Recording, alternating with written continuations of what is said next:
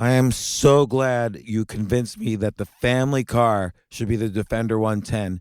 It is so beautiful inside, it's so comfortable, and it just feels indestructible. Yes, it really is. I've been waiting a long time for the new model to come out. The Defender 110, I'm telling you, it's my favorite car of all times. It's my third one. You know, I have stories of going off road. The guy managed the group. He was like, "What are you doing in this beautiful car?" I'm like, "I'm going off road." He's like, "Are you sure? Because you can use one of ours." And then they look like Mad Max cars. I'm like, no, we're going to do this. And he was shocked. Wow. Well, it's great because the Defender has been reimagined for 21st century adventure, and its unparalleled off-road ability as well as its robust interior are invaluable whether you're headed towards uncharted territory or just a weekend of exploration. The Defender 110 tackles challenging surroundings with absolute confidence. The SUV conveys strength outside and in, featuring peerless technology like an intuitive driver display and an award-winning infotainment system. That's my favorite part, to keep you connected no matter where the journey takes you. Adventure is unique to everyone, and so is the Defender. Choose from the two-door Defender 90, the four-door Defender 110, or the larger Defender 130 with the ability to seat up to 8 passengers.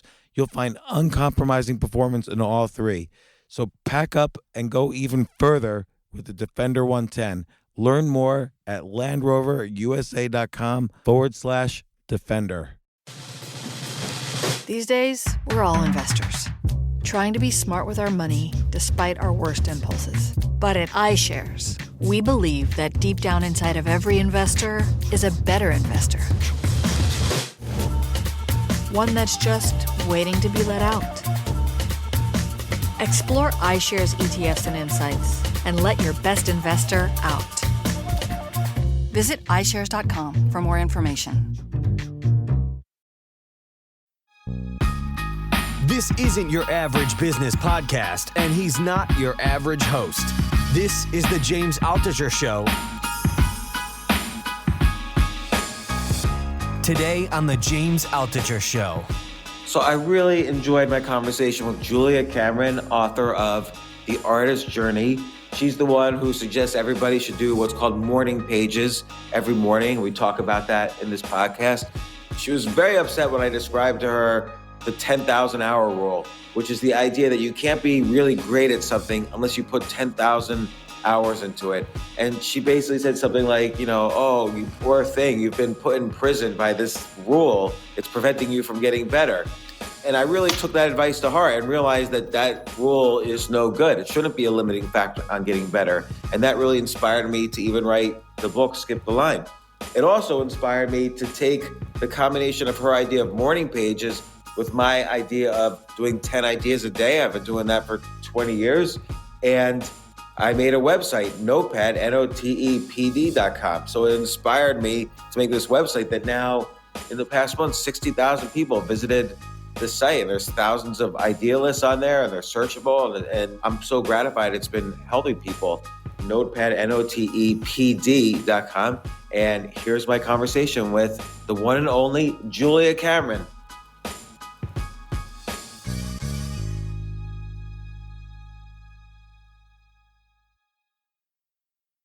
Well, I hope I can find something to say about them. Me too. Pressure's on me to get it out of you. So excited to have one of my heroes on the podcast, Julia Cameron, author of the classic book, The Artist's Way, first published in 1992, but I've gone through this book and lived by it and read it so many times. You might have heard people talking about it on other podcasts, or you might even do this, where this is the book where Julia recommends doing morning pages every morning to unleash your creativity. You write 3 pages without stopping and don't look at them again. It's just to unleash the creativity and to get things out there and to connect you to that higher creative energy that we can all tap into, even at our darkest moments of either writer's block or depression or thinking that we can't or whatever. Welcome to the podcast, first of all, Julia. I'm so happy you're here. Thank you. It's good to be here. And did I describe somewhat accurately in one sentence the morning pages? Yes, I was impressed. All right, good. Well, I do them. So what I do is a little different. And I advise people slightly differently. I say, write just bullet points, 10 ideas a day, just to sort of Oh, exercise that creativity muscle. Um, and like pick a topic, like 10, I don't know, 10 books I could write. And even if they're good ideas or bad ideas, write 10 ideas. But I view it as in this similar genre. If someone says to me, well, what about the morning pages? I say, yeah, do the morning pages if that's what you're doing. So anything to tap into that, I always say exercising the creativity muscle. I think you put it in a much more beautiful spiritual way of tapping into that higher creative energy. But I love, so sometimes then usually write an article. But if I'm having writer's block, I'll then do the morning pages and uh-huh. just start writing. Like, this is what I have for breakfast. This is who I hate today. This is what superpowers I wish I had and why. And just start writing. Mm-hmm. And it works. Yes, it There's always does. some gem in the dirt that you could find. I think so. I think it's important to be open to the guidance that you're receiving. Uh, and when you write, this is what I like, this is what I don't like, this is what I want more of, this is what I want less of. You're lining yourself up to be authentic. Yeah, and I think, you even have a chapter in The Artist's Way, discovering your integrity through the morning pages. And by the way, we'll get to the other concepts too, like the artist's date is a concept I love very much and have lived in my life as well for the past 25 years. So I want to talk about that. But you have a chapter on finding your integrity. And I think everybody wants to think they have authenticity and integrity, but it's hard because during the workday, we present different versions of ourselves to different people. So maybe describe the connection between integrity and the morning pages. Well, I think that morning pages are something that you do before you wake up. You spill straight from bed onto the page. And Jungians tell us we have 45 minutes before our defenses are in place. Hmm. So I say, try and catch yourself. What I do is I make iced coffee the night before. And then I Mm. get up in the morning and I pad to the kitchen and I get my iced coffee and I pad back to where I write. And I sit down and I start and I say, oh, it's a blue day, puffy white clouds over the mountains, snow on the peaks, maybe more snow later. And what I do is record exactly where I am and what's up with me. And when I do that, I find myself telling the truth. And I think that when you don't do morning pages, somebody asks you how you are, and you say, I'm fine. But I'm fine covers a multitude of sins. And I'm fine may actually mean I'm not so fine. So when you do pages, you puncture your denial, and you find yourself saying, here's how I actually feel. Yeah, it reminds me of, not to get esoteric, but I find for me, some of when I'm doing the morning pages or some of what you just said reminds me of Vipassana meditation. So where you kind of are writing and you're looking, like you just said, you might write, I'm fine, but then you look inside, you feel what your body feels like, oh, something is hurting me. Oh, and then you remember, I had this resentment from the other day about this person, and that's still lingering in your body, and you notice it, and then you can write that. And Mm-hmm. it kind of clears the pathway, to creativity. I think it does. I think that when we write how we actually feel, we tend to get our grumps and our crabbiness and our discomfort onto the page. And sometimes people who have done a great deal of spiritual work will say, Julia, I don't want to write negativity for fear of bringing it into the world. Hmm. And what I say to them is, you are actually ventilating it and leaving room for positivity. Right, because what happens is again, I'm just talking from my own experience, and you've taught this to thousands and millions of people through your teaching seminars and your books and so on. So you obviously have much more knowledge about other people's reactions. But my experience is that what you call ventilating, it's almost as if I've become from the person experiencing the negativity to the witness of the negativity. So it's on the paper. So I said, there's this resentment. Now I'm witnessing it instead of experiencing it because it's now out of me on the paper. Yes, you are witnessing it, and you are moved to do something. One of the things that I feel is that when you do conventional meditation, you may take a problem into meditation and you meditate for 20 minutes. And at the end of 20 minutes, you come out of meditation and you feel you don't need to do anything about your problem because you've sort of meditated it away.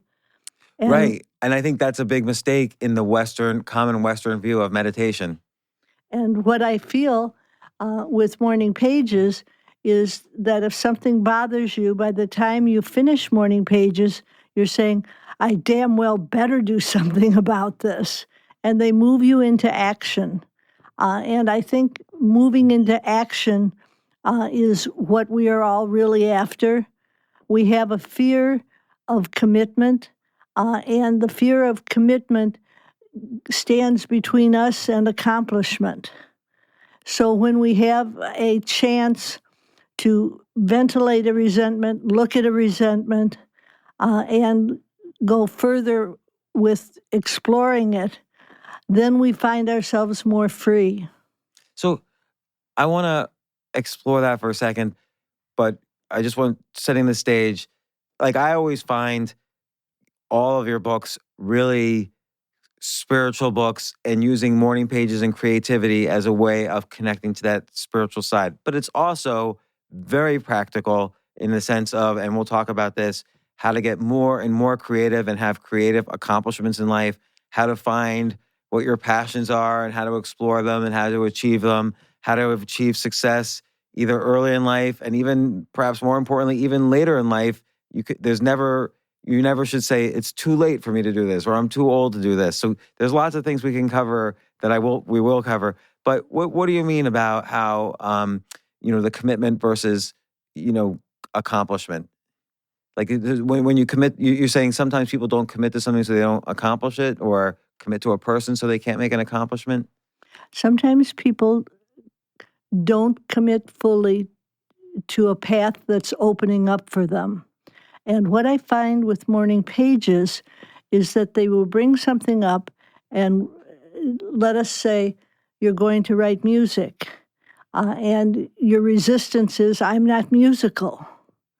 So you poo-poo it and you set it to one side. And then a couple days later, your Morning Pages say, you will be writing radiant songs. And you find yourself saying, I'm not musical. I couldn't do that. Then the third time they bring it up, you will be writing radiant songs. And you think, oh, maybe I could try.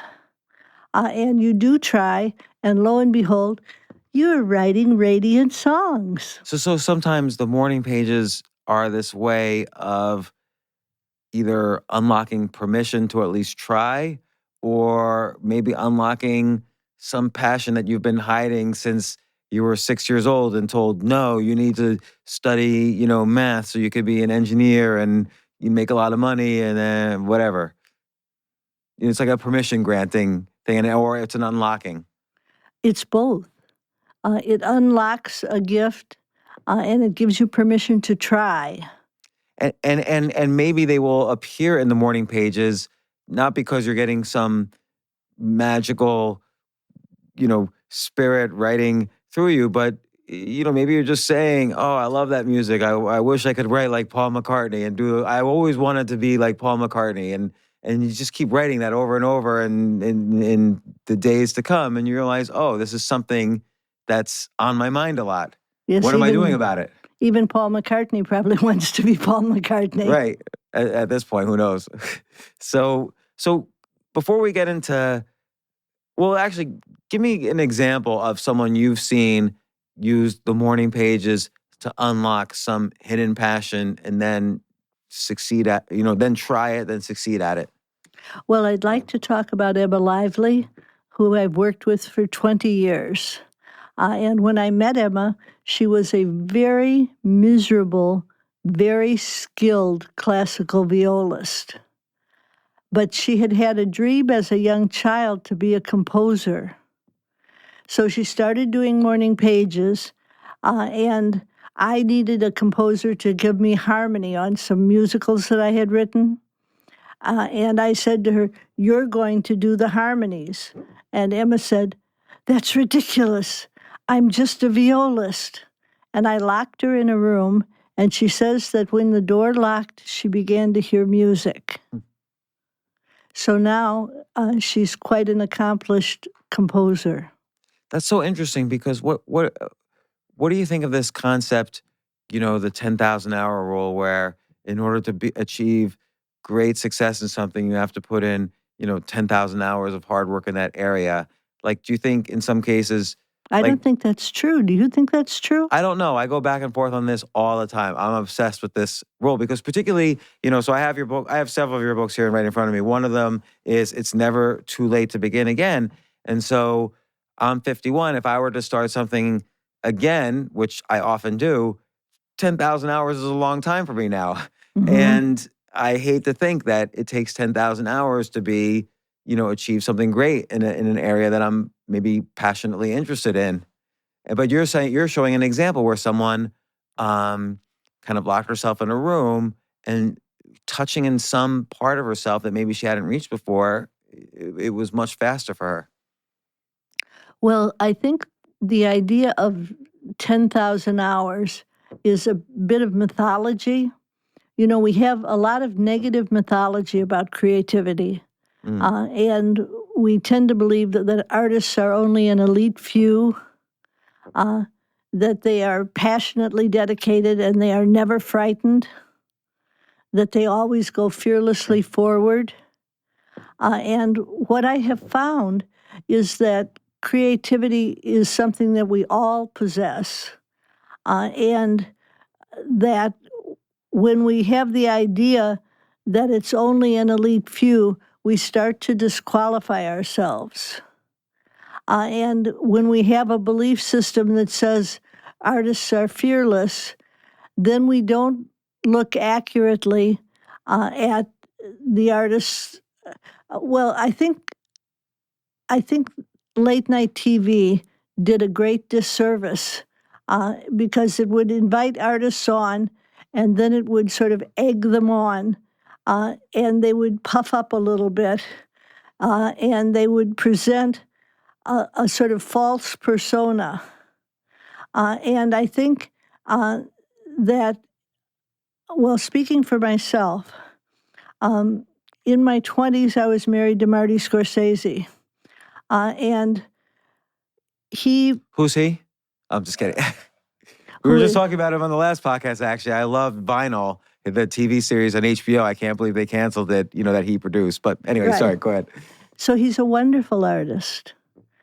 But I was with him when they were first screening Taxi Driver, and he was in the back of the theater with a brown paper bag hyperventilating from sheer terror that the audience would not like his film. So we don't hear, great artists can be frightened and keep going anyway. We hear great artists are never frightened. Right, so that's one myth. And then I think there's the myth that you haven't put in your time. You've skipped the line if you move too fast. I think that's another myth. You can't write the great American novel unless you've been working hard in the trenches of writing for 20 years. And I don't think that's true. I want to hear it. I need permission. You need permission to go forward? Well, no, but I do get confused by the science behind the 10,000 hour rule. There's some aspects of it I think make sense, and there's, particularly with art, there's some aspects that don't make sense, where you can borrow from other experiences in your life to bring into creativity. But I'm wondering what's the difference between having something to say versus the technical skills of saying it. So writing does require some technical skill. The art of storytelling requires some technical skill, but maybe you could say something, have something to say from an early age, disconnected from the technical skill. Well, I feel like what happens with morning pages is that you begin to tutor yourself. And you start to write how you really feel and how things really seem, and you become more and more accurate. And it's actually a listening process. When you write morning pages, you're listening to something that wants to come to you and through you. And I think that we discover that we have a greater truth. And I think that when we say to ourselves, well, I'm disqualified because I just started writing recently, then we're ignoring what I would call the spark of inspiration. And the spark of inspiration often leads us forward. And I think we don't talk much about the role of divinity in creativity. And I believe that it's pivotal. And that as you turn yourself over to a higher force, you are led a step at a time. And I think it's quite possible to skip several thousand hours and to be writing with authenticity much more quickly. And so the interesting thing there is all of it's interesting, but the authenticity is so key that it might not matter if you haven't put in the 10,000 hours of developing the skill, if you have something more interesting to say than, let's say, other people, because you've been unraveling yourself with the morning pages. You've been connecting to that higher power via the morning pages. But I think some people wait for the lightning of inspiration to hit and then they go to the desk and write. Your point is you've got to be at the desk, every day writing the morning pages so the inspiration can hit. Well, I believe that creativity is like an underground river, and that when we write morning pages, we sort of drop down the well into the river of creativity. And what pages do is they miniaturize your sensor. So you're writing, and your inner critic or your censor says to you, you're boring. But there's no wrong way to do morning pages, so you keep right on writing. And what you're doing is you're training your critic to allow you to create freely, to step past the critic into more creativity. I think that's really critical, because I would say when anyone starts writing or starts doing anything creative, they're thinking not only of themselves, but they're thinking of other works that they like. They're thinking of kind of critics or an audience and what people will think when they don't actually know. Like, nobody knows what people will think. And the morning pages is very, and you stress this over and over again in every book, it's very non-judgmental. You write whatever. I can just write everything I ate the past week, and that's my morning pages for the day. And sometimes that has been my morning pages for the day. It's just writing down everything I've eaten the past week. And it's exercising that non-judgment that allows you to actually get out of your comfort zone in what you're writing. Well, I think that morning pages train you to pay attention to your own mind. And people start out and saying, oh, Julia, my life is so boring. And I say, just write. And they write for a little while and they go, oh, maybe my life isn't so boring. And then they write a little further and they go, oh, maybe I have a valid point. And then they write a little further and they find themselves writing the valid point. And I think that this business of stepping past your critic is pivotal. I think people sometimes say,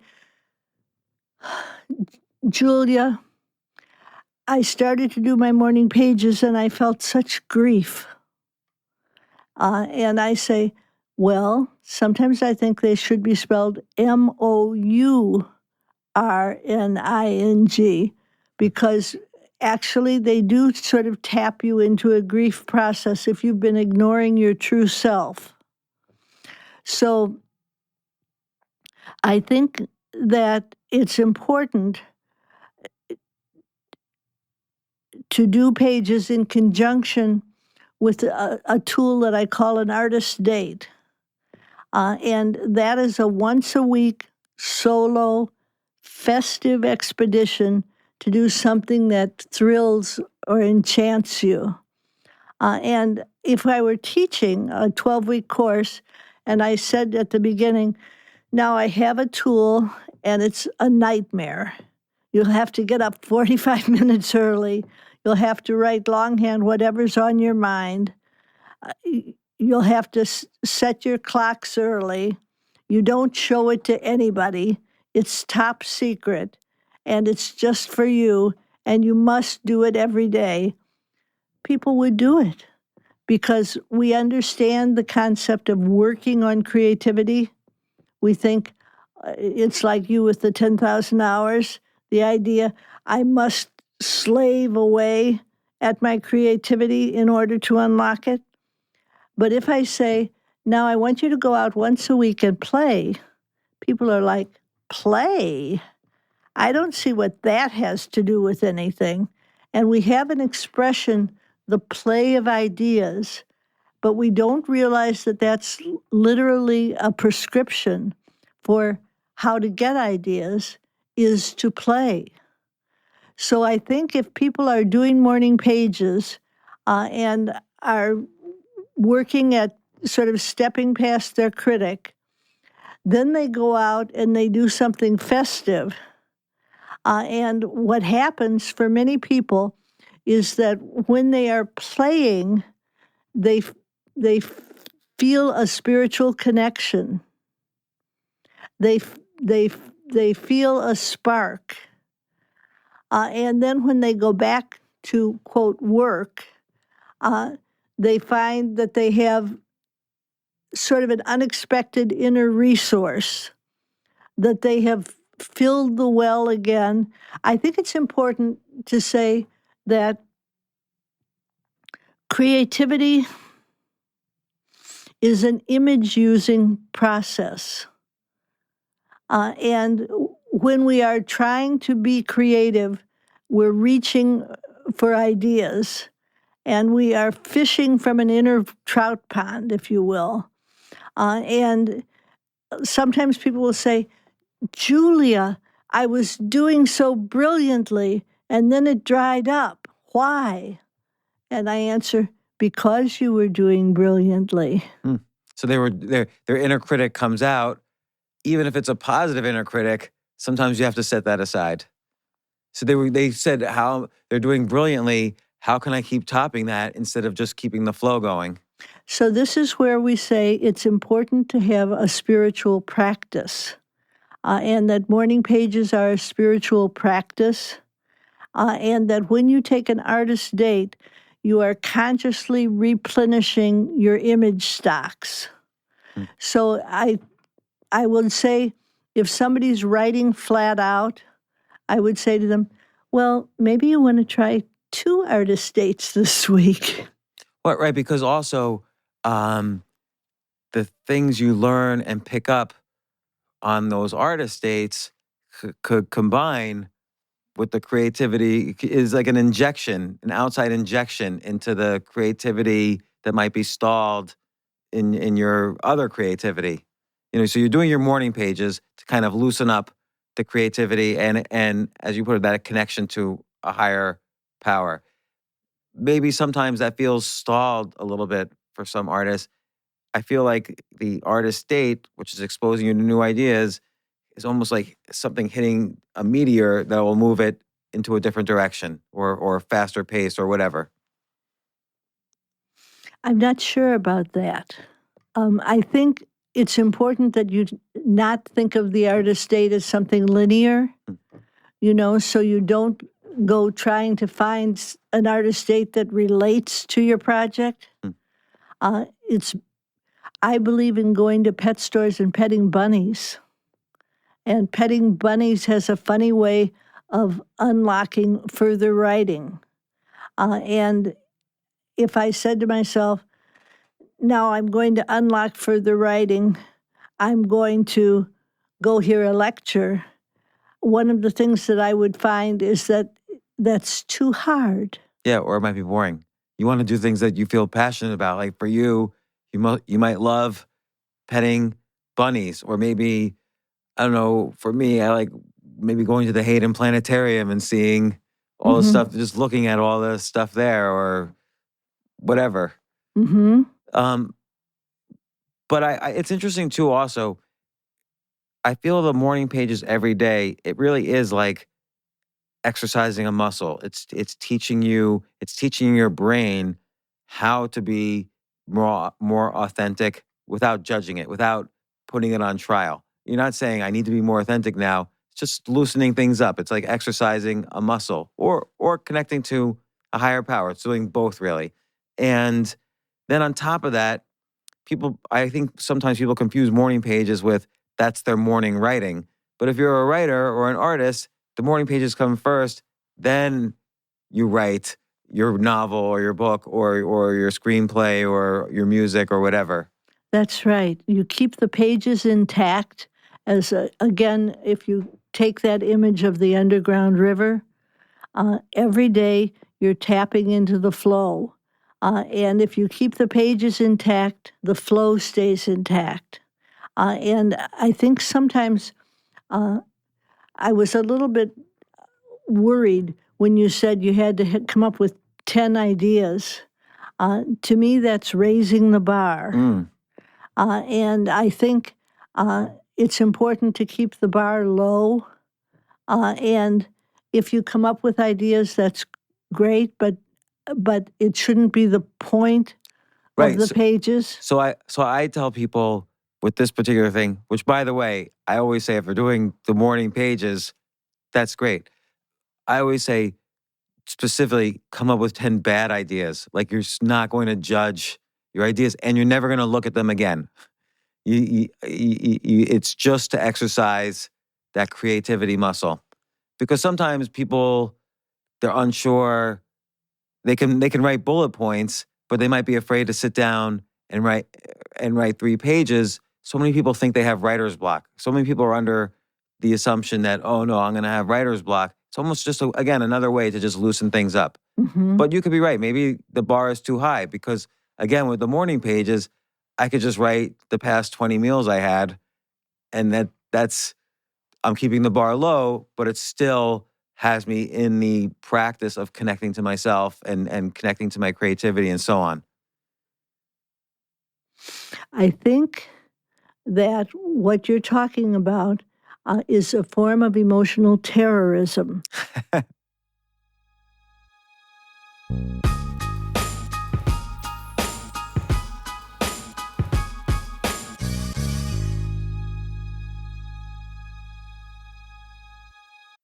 Oh my gosh, I love these clothes. Mizzen and Main, that's Mizzen and Main. It really is the most comfortable work clothes.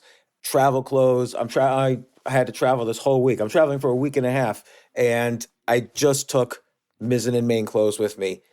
Close out 2023 in style with comfortable, breathable, packable, and machine washable pieces from Mizzen and Main. As you wrap up your year-end goals, enjoy a Mizzen and Main dress shirt that you can wear confidently. I like that they've very, very just nice, solid colors. I don't really like to get all fancy in patterns and everything, although they do have some pattern shirts, but very comfortable clothes, stretchable pants. It's just super comfortable, but they look professional and you can wear them casually or professionally. I like some of their flannel shirts or untuck shirts. I love untuck. I never tuck in. So again, whether you're shopping for a special someone or giving yourself the gift you really want, I just buy myself gifts. Mizzen and Main is the perfect gift for any guy who works, travels, and or cares about looking and feeling great. As you could tell by my many photos across the internet, I care about looking fantastic. I'm practically a model. And let's be honest, every guy loves to look great. So again, shop now at mizzenandmain.com and save 20% when you spend $130 or more using promo code James. That's promo code James at Mizzen and Main, Mizzen and Main.com.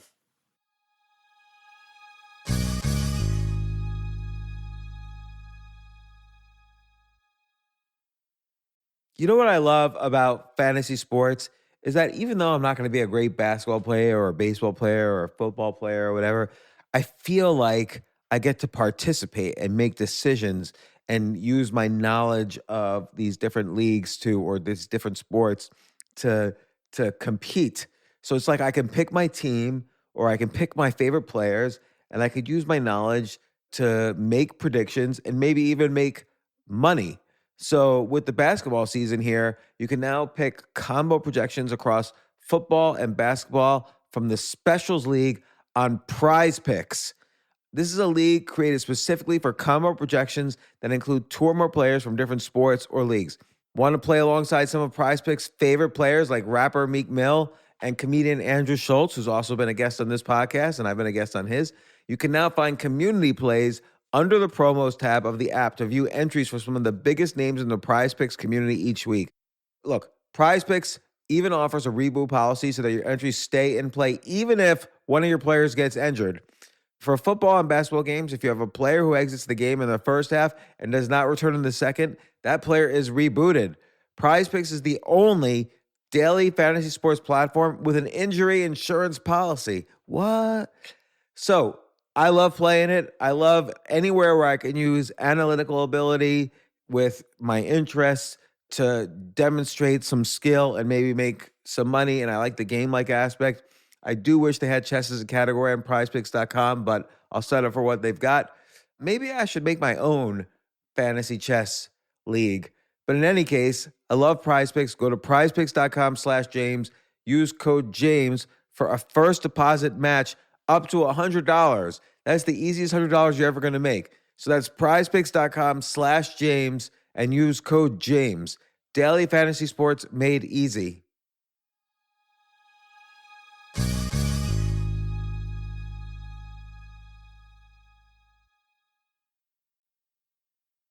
I wish I knew who told you the 10,000 hours. Let's go through this because I feel it has terrorized me. So Malcolm Gladwell popularized the 10,000 hour rule in a book called Outliers, where he writes about how the Beatles put in 10,000 hours, Mozart put in 10,000 hours before you knew him, chess players like Bobby Fischer put in 10,000 hours. And then Anders Ericsson, a scientist, a professor from Florida, he did all these studies on violinists that the ones who put in 10,000 hours did better in their careers than the ones who put in 6,000 hours, did better than the ones who put in 3,000 hours. And so I think there became this science around it. And that has, I admit, stalled me in some ways. It sounds like it spooked you. Yeah. Because, for instance, I'm 51, right? We're in a stand-up comedy club. A few years ago, I started performing a lot of stand-up comedy. Uh-huh. But I'm too old to do the 10,000 hours in this. And that has made me question, well, what am I doing? Uh-huh. Even though I write every day, I write those morning pages or ideas or whatever. And I write jokes every day and listen to stuff and, but 10,000 hours is like, 10 to 20 years. I think. And this is where you get to, it's never too late to begin again. So I wanted to address that as well, because I believe you that it really is never too late to begin again, to create something new and unique and even bring success, as you mentioned in, The Prosperous Heart. Well, I believe that this 10,000 hours rule, I would love to know how he went back and talked to Mozart. and found out that Mozart had put in 10,000 hours. Well, he studied Mozart's father was a composer, so and Leopold Mozart, and he basically from the age of 3 on was exposing Wolfgang to, here's the chord structure for a sonata, here's what you do for this. So the Mozart's training started at such an early age that by the time he was 9, he really had put in his 10,000 hours. So he documented that way. Sounds spurious to me. I agree, because then let's take a look at writing, for instance. Norman Mailer, he gets back from World War II, and he wrote The Naked and the Dead within a year. Probably he hadn't put in 10,000 hours at that point, but he had something unique to say. He was one of the first novelists coming out of World War II. There were many, but he and James Jones were probably the first two. And so you can argue in the writing world or even in the art world, people didn't necessarily always put in 10,000 hours before achieving great success. Yes. I think it's a scare tactic. And I think it comes back to that idea that artists are an elite few. And I think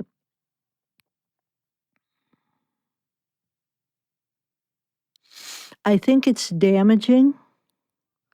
And what I feel like, I'm 71 and you're 51. So to me, you seem like a baby. Thank you for saying that. Like you're just, I had a friend who was a director, a man named John Newland. And I said to John when I was 51, "Oh, John, I'm over the hill." And he said, "Baby, you're just beginning. I did my best work in my late 50s. I had my happiest marriage in my 60s. So John was always saying, trust and go forward. And I think one of the things that I believe is that if you have a passion for something, it is in fact timeless and ageless. And I think when you say you feel too old to do stand-up, among other things, I just bring that as an example. But I would say you're probably just on the verge of some wonderful discoveries. So I wish we could undo the conditioning that we have around creativity. And I think it's important that artists try and tell the truth. And I was startled and delighted reading Pete Townshend's autobiography to find out that he had worked the artist's way. And then he said, I gave it to 20 of my closest friends. And I'm thinking, I wonder who? But he wasn't afraid to say that he had reached a point where he needed fresh inspiration. And I think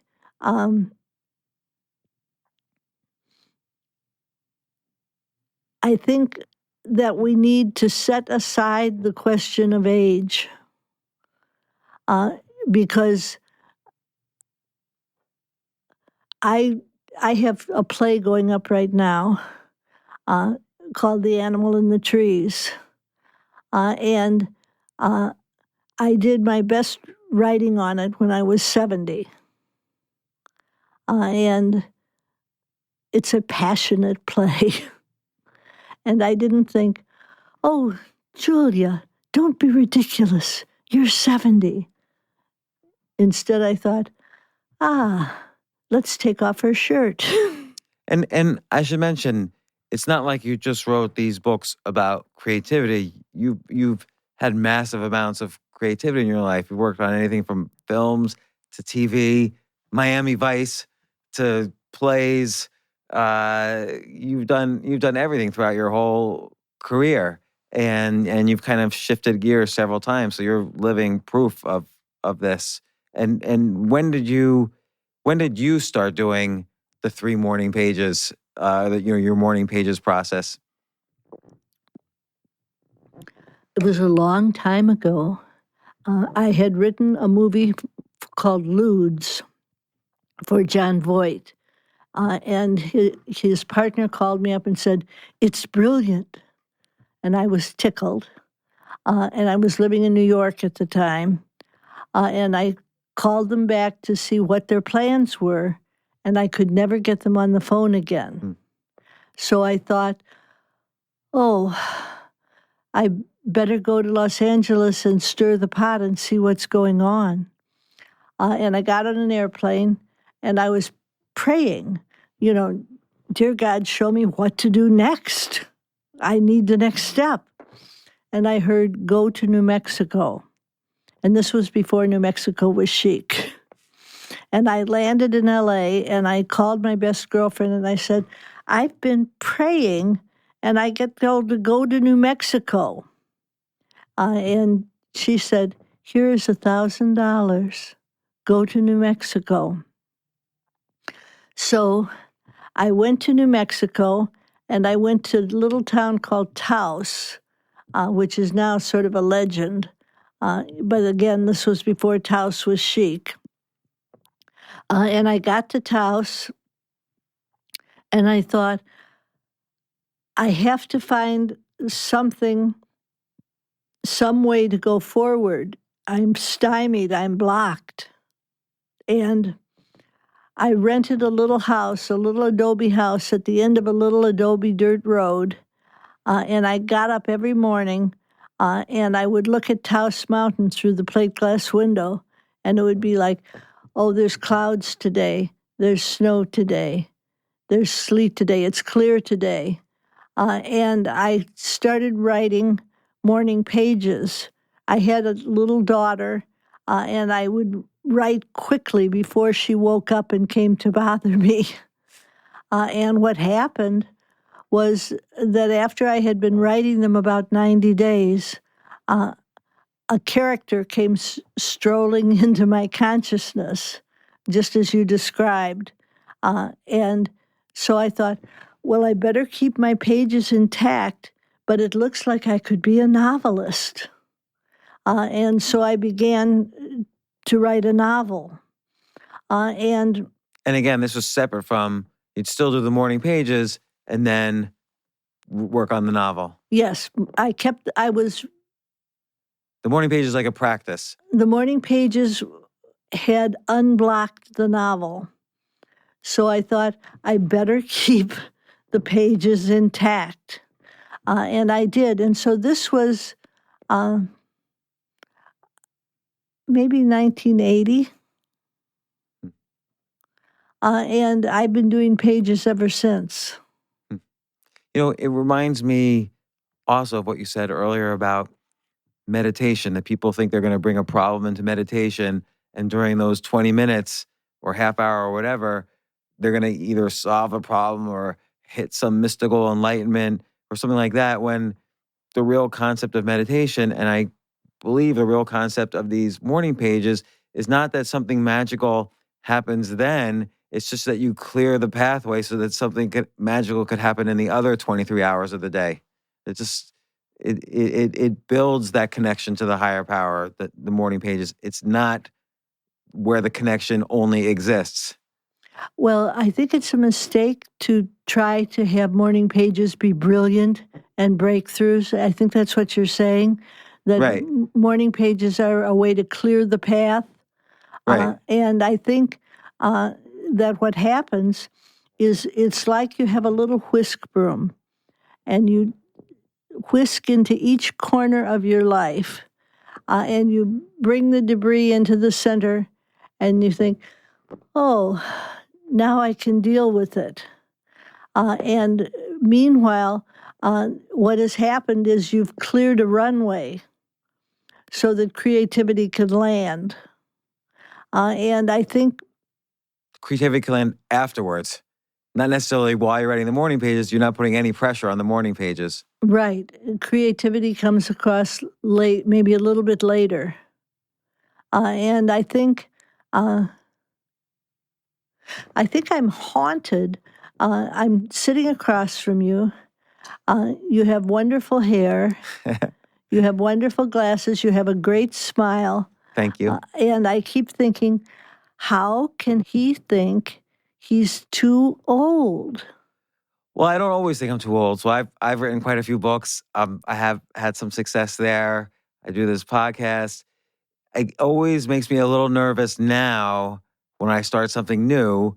And you're right, that 10,000 hour rule terrorizes me. And plus, the industries are built around the fact, and you've seen this probably in every industry you've been in, that, you can't skip the line. Like people tell you.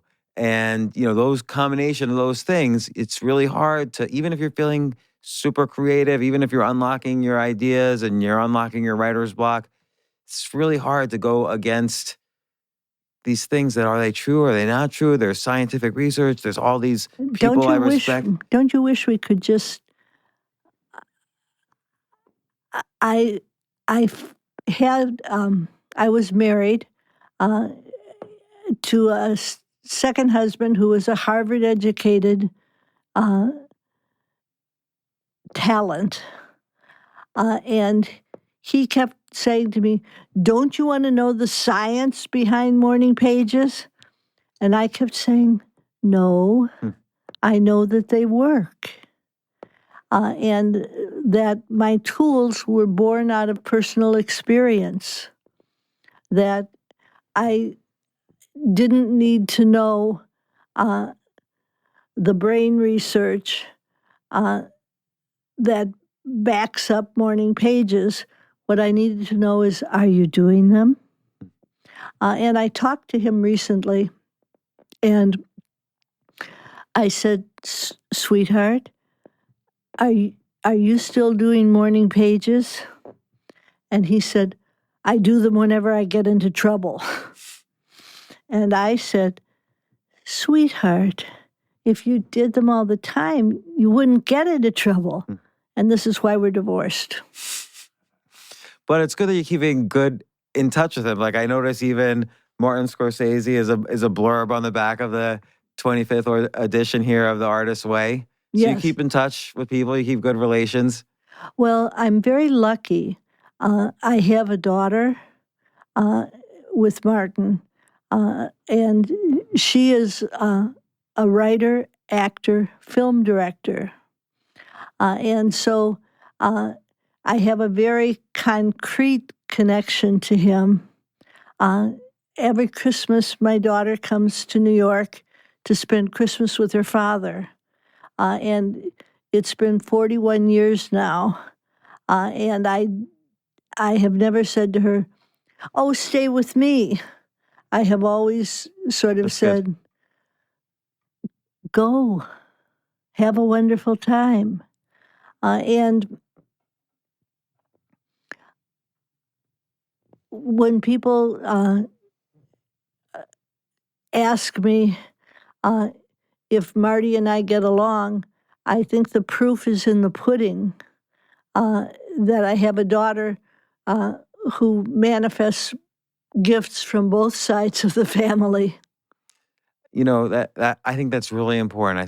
I think a lot of people forget that in divorce, that I had a divorce with the mother of my children, and it's very important always to keep the children first, because that's the next generation. It's the entire reason of the species continues is the children.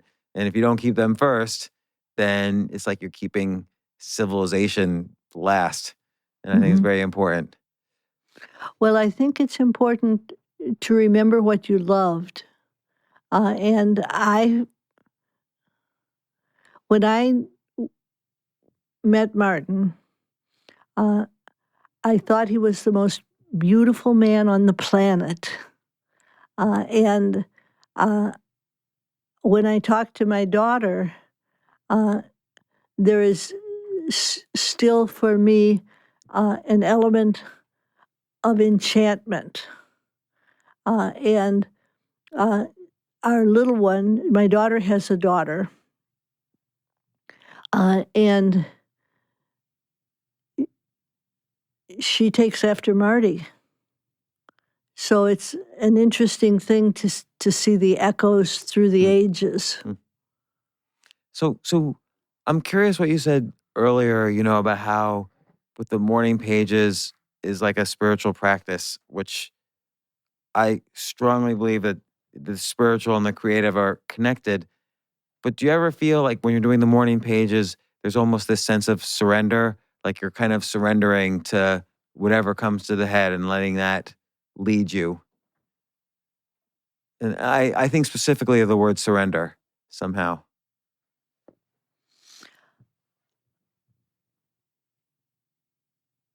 I don't think in terms of surrender. I've been watching morning pages with many people for many years. And I want to say the word that comes to mind for me is victory. That as you, quote, surrender to the flow of morning pages, you are led to create a victory. And I think it's important to say, if you ask people to work on their creativity, what they end up doing is working on their spirituality. And if you ask people to work on their spirituality, they end up waking up creatively. What do you think is the connection? I believe in a line from Dylan Thomas, the force that through the green fuse drives the flower. So when I was 29 years old, and I was a blackout drunk, and I got sober. And when I got sober, I had people telling me, well, you must believe in something. And I said, oh, I had 17 years of Catholic education.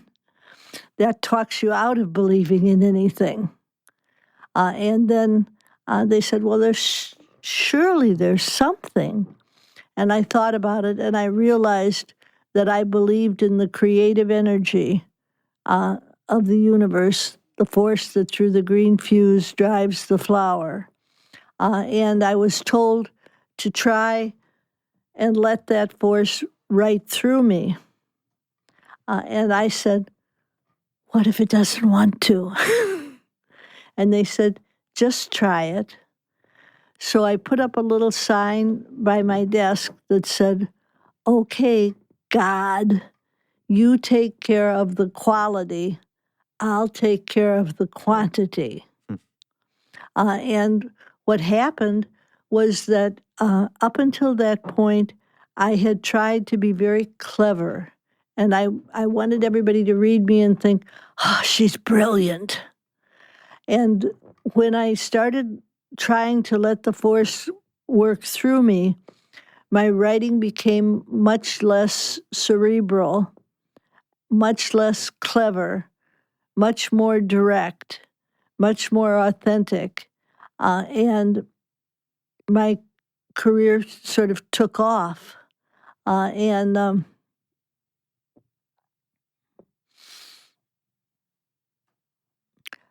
so I was very lucky.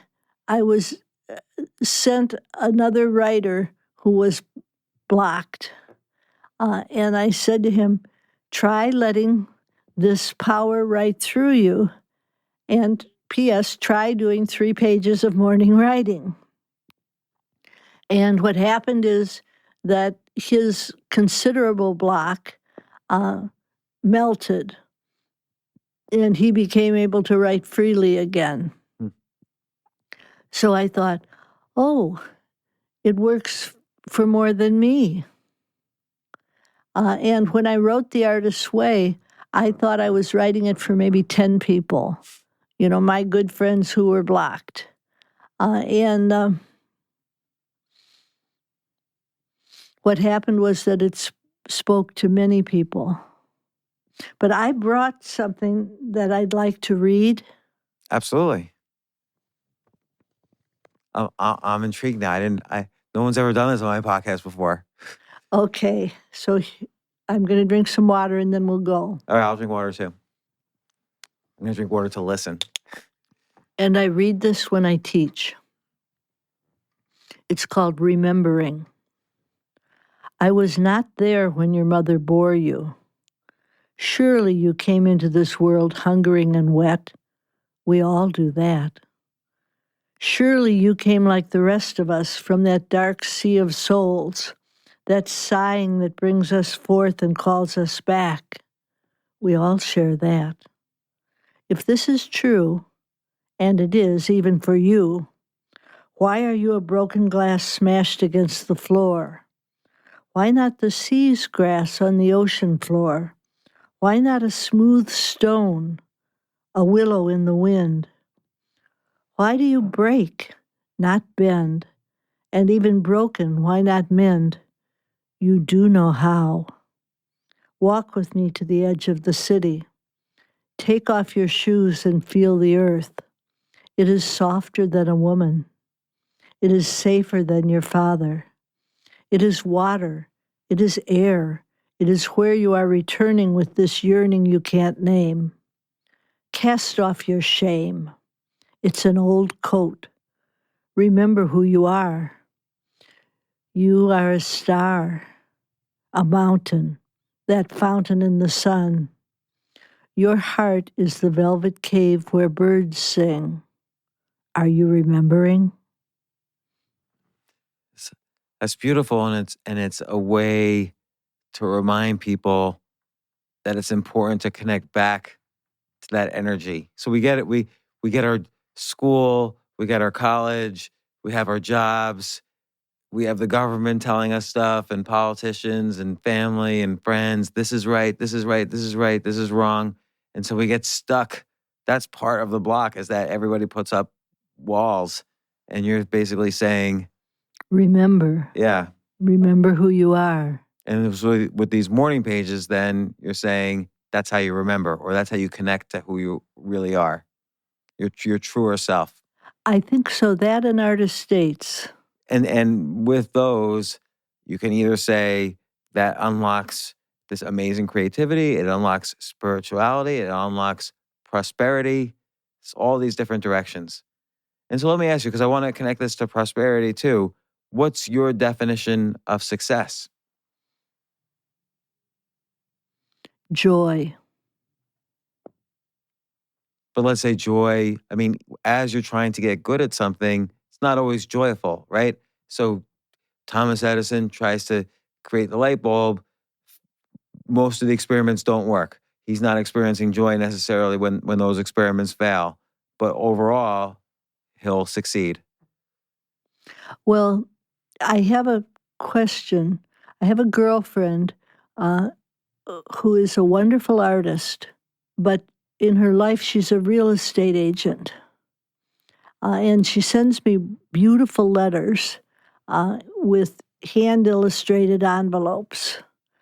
And I'm wearing, I don't know if you can hear these clicking a little bit. Yeah. Those are amethyst crystals on leather thongs. And she made them for me. Wow. And she took them to a woman that I think of as a shaman. And her name was Jane Cecil, and Jane is dead now.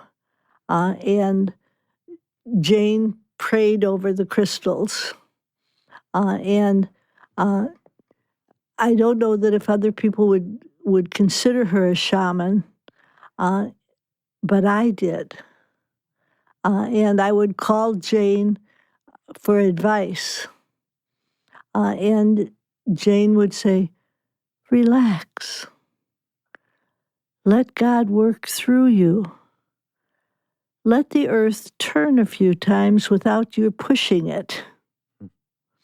And there were two words that come to me for Jane, and one of them is grace, and the other one is action. And I think when you're talking about prosperity, you're talking about grace in action. And when I say joy is my definition of success, I recently had my daughter Domenica and a man named Nick Kapuscinski work through the play that I had written. And we were seated around my dining room table, and the actors just lit up, and the play lit up. And I had an experience of pure joy. And it would be nice if the play got funded and got on a larger stage. But, oh, it was wonderful to see the work. So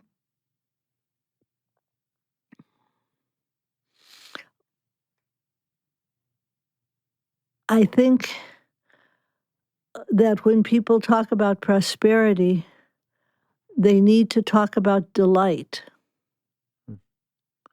And that if you find something that delights you, you have a sense of a larger benevolent something. In New York, in the spring, walking past the flower marts, walking past the bodegas, tulips $12 a bunch, and it's an experience of abundance. And when I lived in New York, I went to the Conservancy Gardens, and again, I had an experience of abundance. And how I came to move to Santa Fe from New York was that I did an Artist's Way exercise of listing 25 things that I loved. And so I listed juniper, sagebrush, pinon, green chili, blue skies, mountains. And I read my list and I thought, this is not the Chrysler Building. And so I followed my heart and moved to Santa Fe.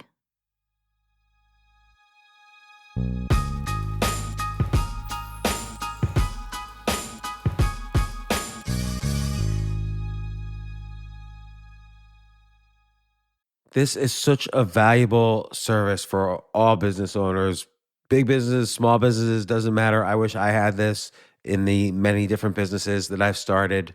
Sometimes it seems like your business is humming, but then suddenly you don't understand it. You're starting to fall behind. You're not understanding where your costs are, where your revenues are, where your payments are.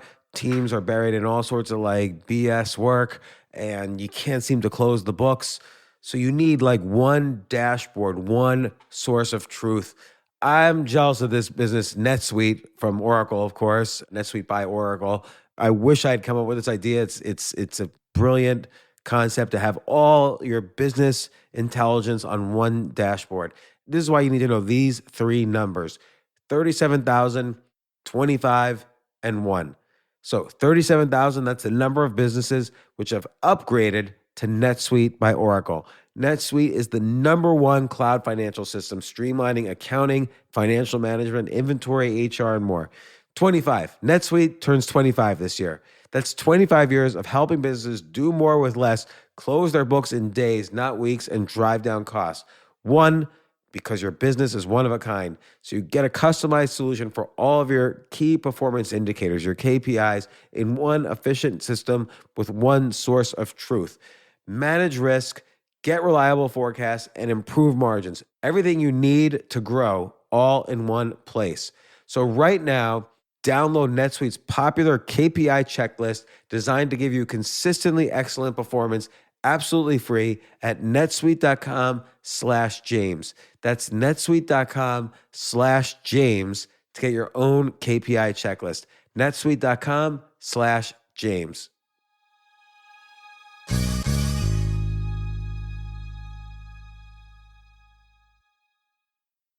The future of learning is definitely online. Like, it's such BS that you have to spend $200,000 or take $200,000 in loans and go to some fancy school when it's useless. It doesn't guarantee you a job.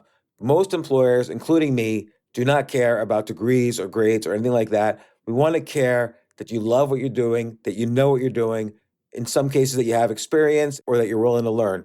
But people in general love learning and are curious. Like, the key to success is curiosity. And I think masterclass.com is the perfect model for online learning. I'm really happy they're sponsoring this episode. If you're going to give a gift, give the gift of learning. Masterclass makes a meaningful gift this season for you and anyone on your list, because both of you can learn from the best to become your best, from leadership to effective communication to cooking. Let me tell you some of the classes I've taken. I've taken comedy from Steve Martin. I mean, can you believe I can take a class from Steve Martin on comedy, or Judd Apatow, my favorite comedy director? I could take an actual class from him on writing. Wolfgang Puck on cooking. Dan Brown on writing, or Judy Bloom, who's been on this podcast, on writing. By the way, Wolfgang Puck also has been on this podcast. It's such a pleasure. I try to take classes all the time from masterclass.com. And whether you're watching Masterclass on TV or listening in audio mode in the app or on their site, the quality speaks for itself. It's like these Masterclass instructors are your own personal mentors that are going to help you reach the next level. How much would it cost to take one-on-one classes on comedy from Steve Martin or on chess from Gary Kasparov? You just wouldn't be able to do it. But it would cost hundreds of thousands of dollars. With a Masterclass annual membership, it's $10 a month. Memberships start at $120 a year for unlimited access to one-on-one classes with all 180 plus Masterclass instructors. So it's not just $120 for one instructor. You get all 180 plus Masterclass instructors. Boost your confidence and find practical takeaways you can apply to your life and at work. And if you own a business or are a team leader, use Masterclass to empower and create future-ready employees and leaders. That's the real education in today's world. So this holiday season, you can give one annual membership and get one free at masterclass.com/JAS. JAS, of course, stands for the James Altucher Show. So right now you can get two memberships for the price of one at masterclass.com/JAS. Masterclass.com/JAS. Offer terms apply.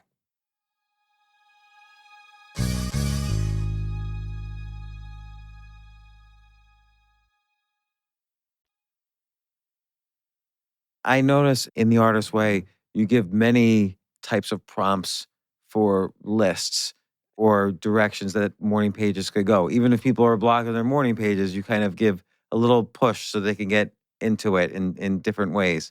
Even though the morning pages really could be about anything, could be rambling, could be all over the place. But it's interesting when it's structured also, and it's a specific list like that.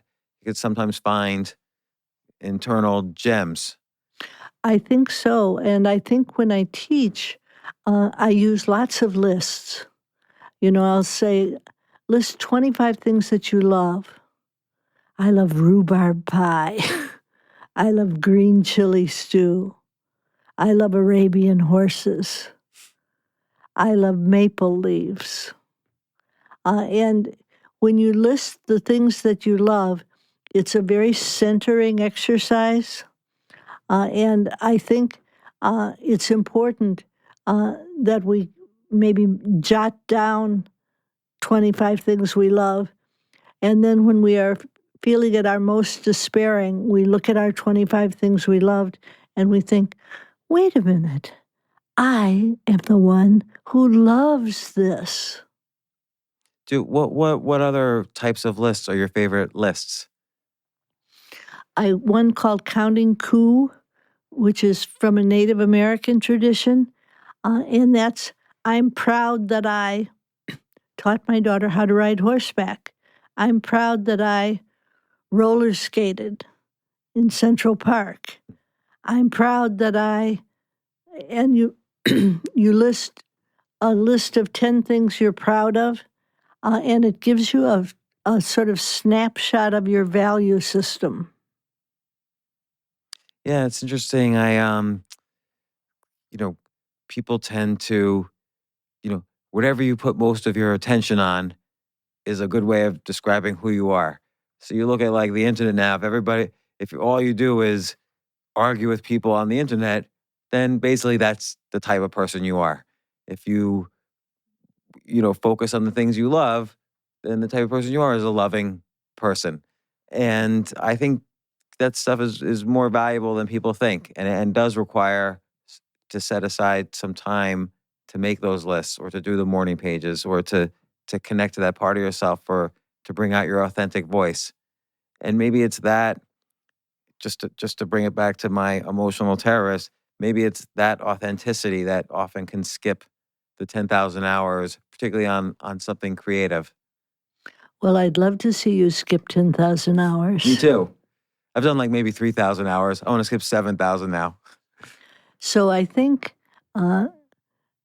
writing a list of these are the things that I love, writing another list, which I think is valuable, which is I love to dance.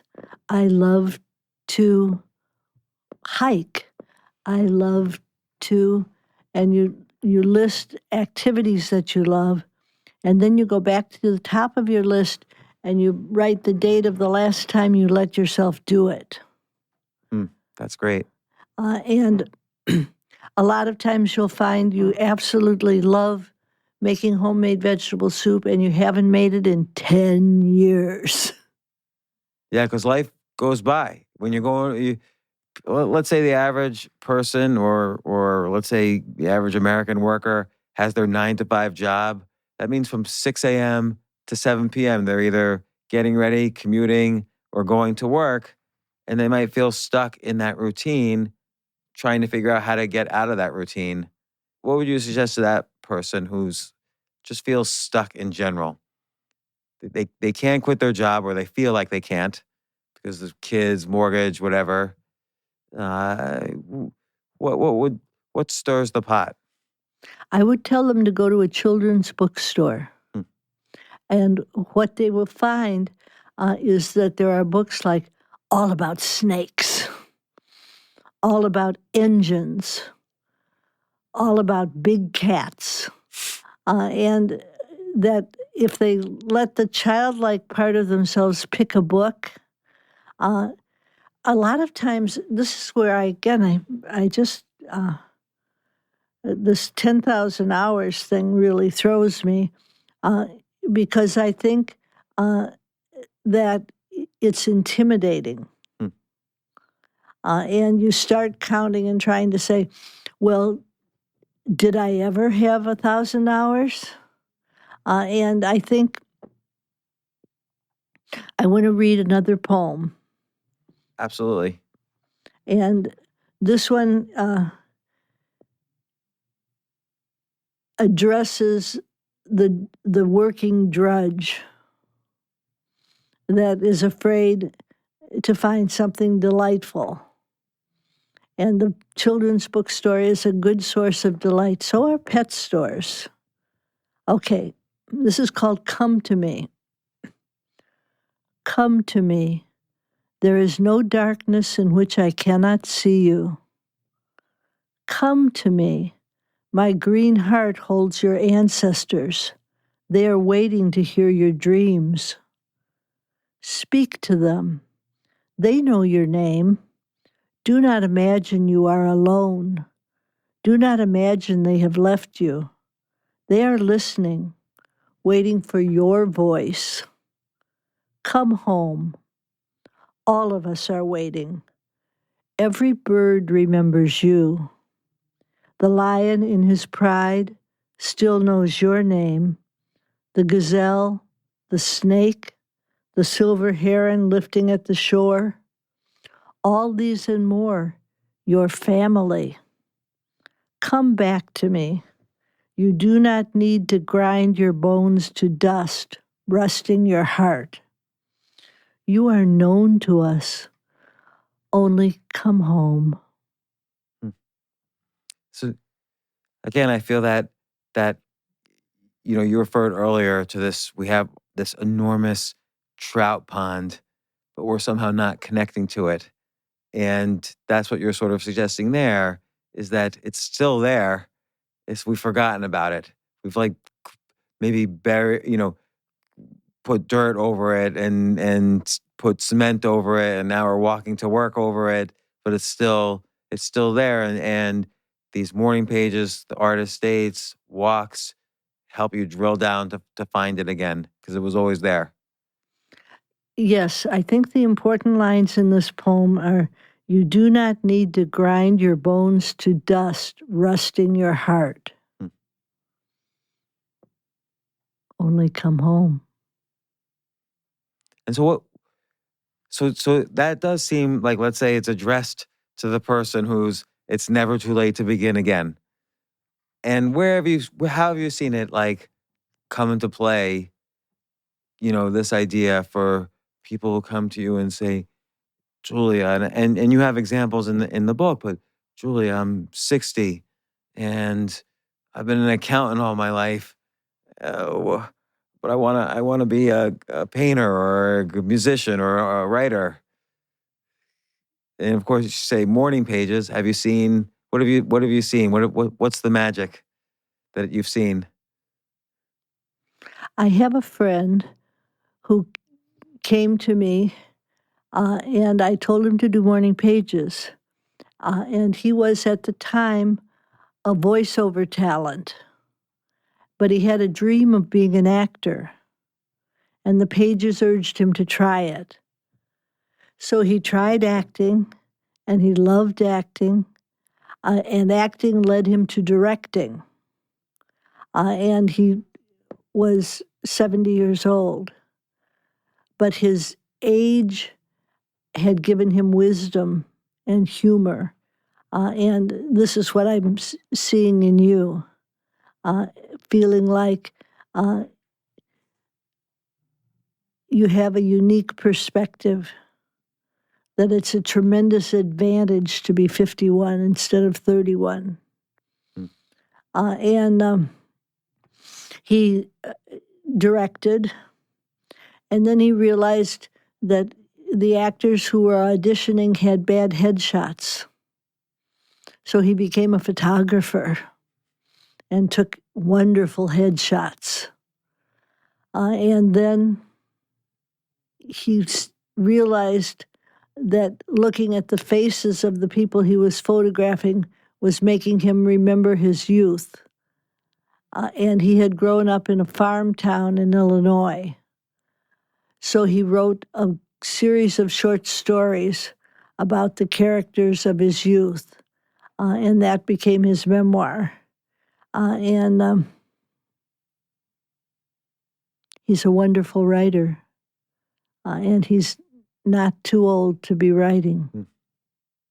That's a great story. So just like I asked you, what do you think of the word success? What do you think of the word freedom? What does freedom mean? I want to say freedom means faith. That when we have faith, we have freedom. And that the pages urge us to have faith. And when you take artist states, you open a doorway towards synchronicity. And synchronicity is sort of the unexpected showing up of something that we'd been perhaps thinking about. And often it's an opportunity that unexpectedly arrives. And I think that we come to count on this. And this is what I meant when I said Jane Cecil was a shaman. She had great faith, and she would say to me, Julia, you have a choice, faith or fear. And choosing faith led me forward. Choosing fear constricted me. When do you think the last time you felt great fear was? Recently, I taught 2 workshops in a row at the Open Center. I taught Saturday and Sunday. I rested Monday and Tuesday. I taught Wednesday and Thursday. And before I did, I thought, oh, I hope I'm going to be resilient enough to teach twice. And I was frightened. And then my class turned out to be wonderful. So my fear dissipated a little bit. Do you think it dissipated in the course of doing your usual practice, the morning pages and,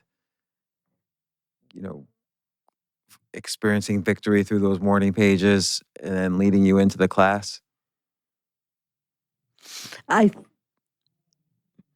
do a practice where I write down LJ for little Julie, and then I write out, can I hear from Jane? And I listen, and I hear, all is well. You are led carefully and well.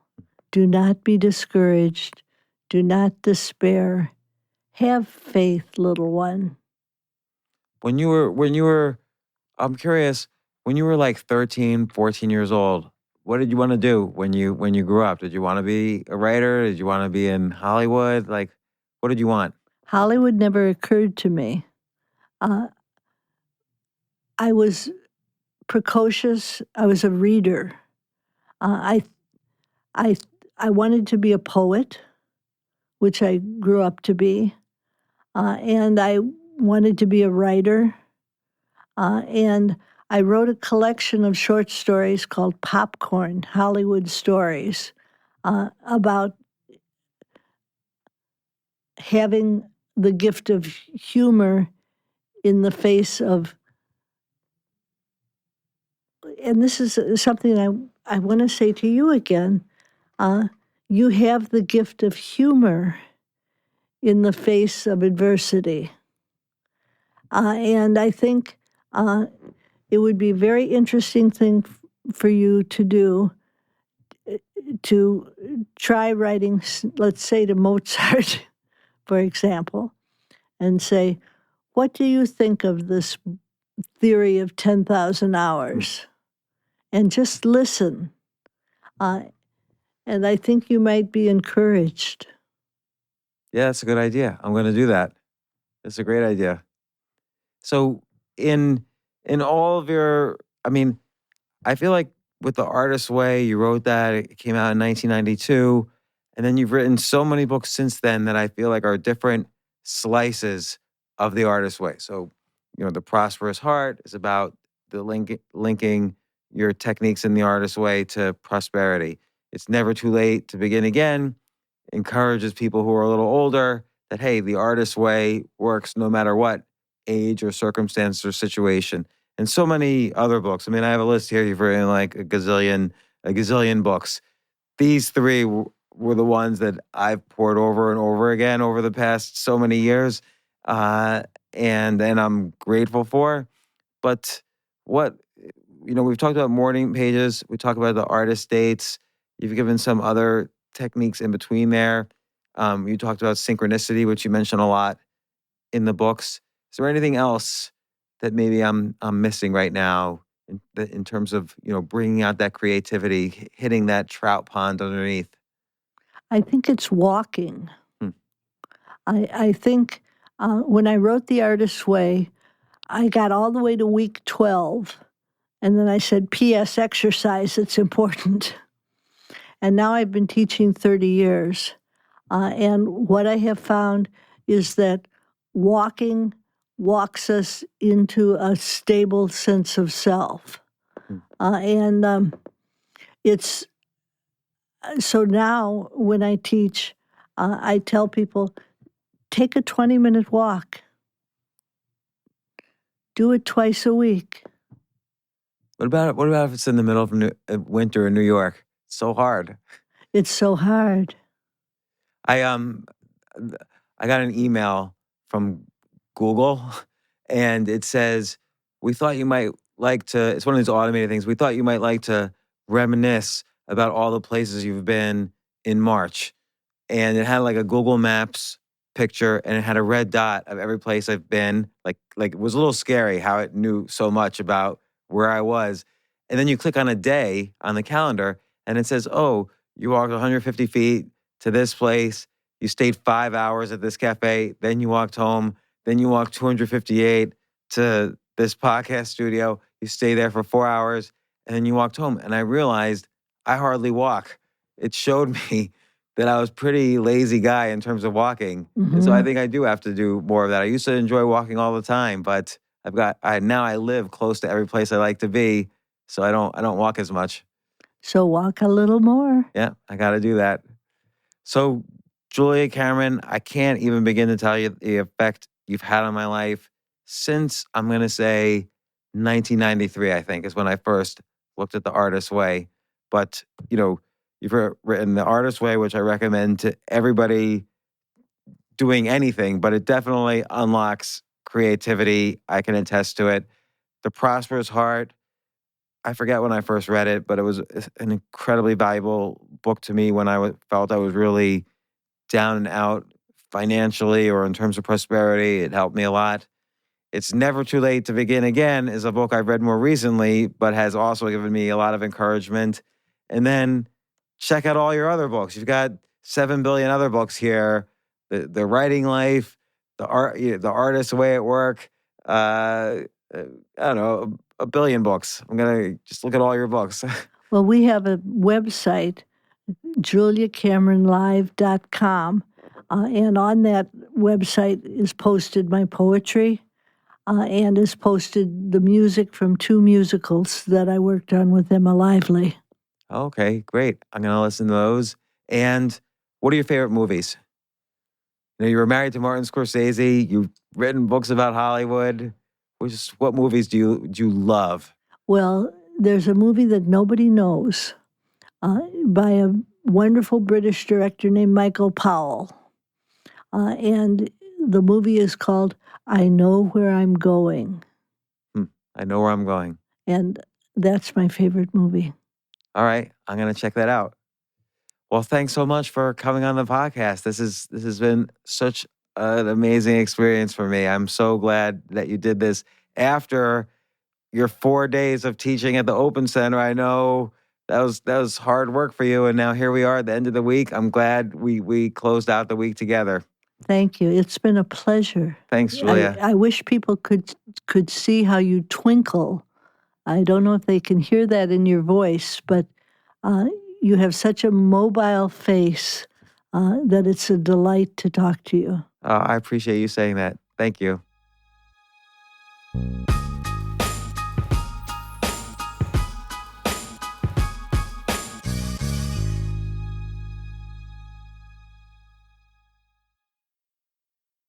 Pound for pound, scoop for scoop. Nobody does pre-workout like GNC. So forget that junk you can get anywhere else and get to GNC for the best pre-workouts around, like Ghost, Beyond Raw, and Caged. Because if we don't have it, you don't want it. GNC.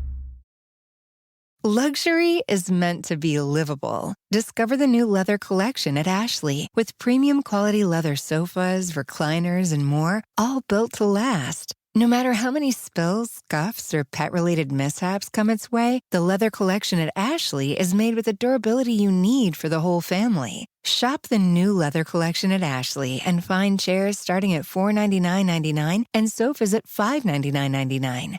Ashley, for the love of home.